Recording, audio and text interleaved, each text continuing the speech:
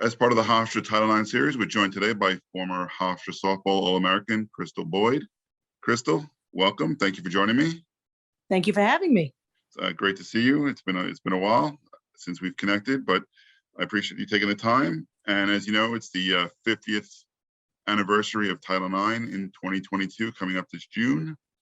And as part of Hofstra series, we're doing some profiles and some features on the legislation, some of the athletes and coaches and administrators over the years who either, were trailblazers, pioneers, or benefited from it. And as a member of the softball team back in the early 90s, you were at that start of that revolution where the softball team really was coming into its own, starting that great run of success. So we wanted to talk to you and get some opinions. And so, obviously, you started the men's success. What's your perspective on Title IX and how the program benefited from that law? Well, thank goodness for it. I think it started people having conversations about women's athletics and giving us opportunities as athletes to compete at a high level and to see, how far we can advance athletics.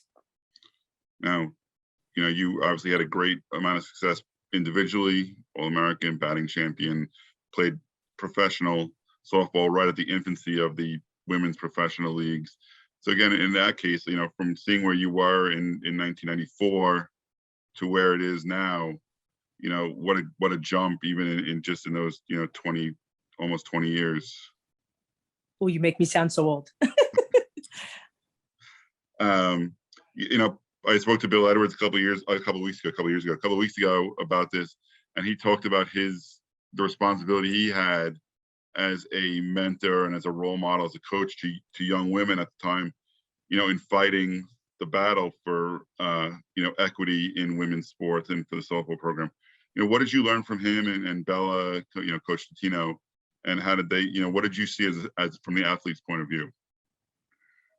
Well, Bill was like a second father to me. I mean, Coach Edwards, he had such a great impact on my life, even Bella Totino. Always fighting for the program. He did take the program over the year.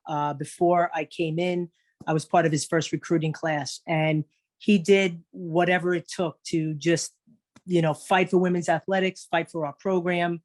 They made tremendous changes. We actually received some equipment like, new uniforms. We got our own bat. I know they changed the field. I mean, that wouldn't have happened if they didn't speak up the way that they did in Title IX coming about, trying to equalize the playing field for men and women. So whatever they could do, I think, they really made tremendous strides in women's athletics, especially the softball program. All right. Now, just personally speaking, what are some of your fondest memories?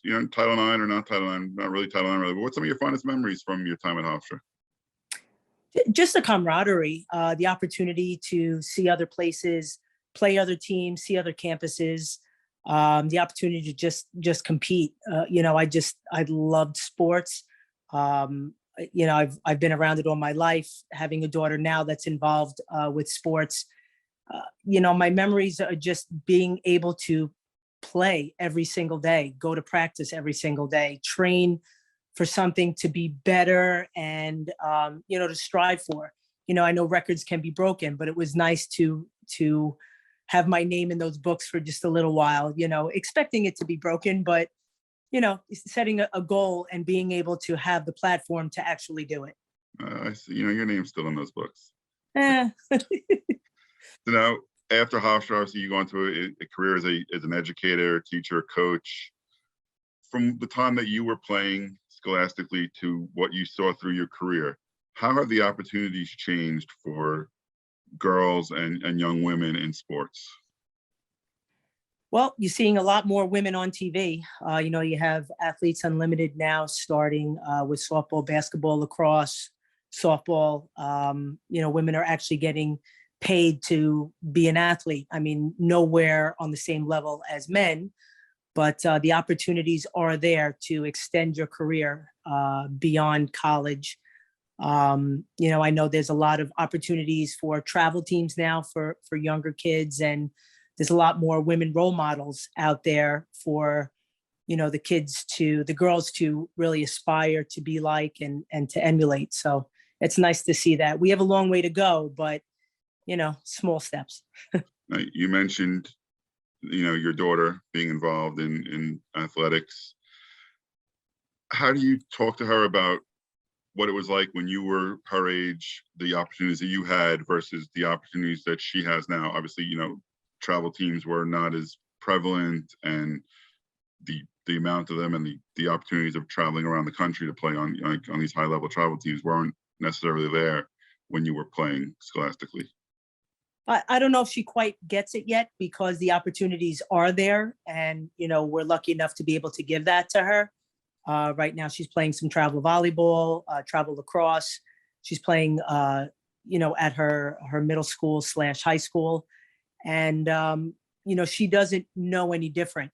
So we just try to remind her every day how lucky she is that she has the opportunity to play. I know on her volleyball team, they have a motto, "We get to," and I think that kind of sums it all up. That she gets the opportunity to do what she absolutely loves, and she can't ever forget that. So we try to remind her as best as possible, but again, she doesn't know the world that even before me, where women didn't have the opportunity to showcase their talent and to compete at a higher level. So you can keep talking, you can keep showing the films. I think when she gets a little bit older, I think she'll get it. All right, Crystal, that's all I have for you today. I really appreciate you taking the time. You were great, very insightful, and I appreciate your perspective.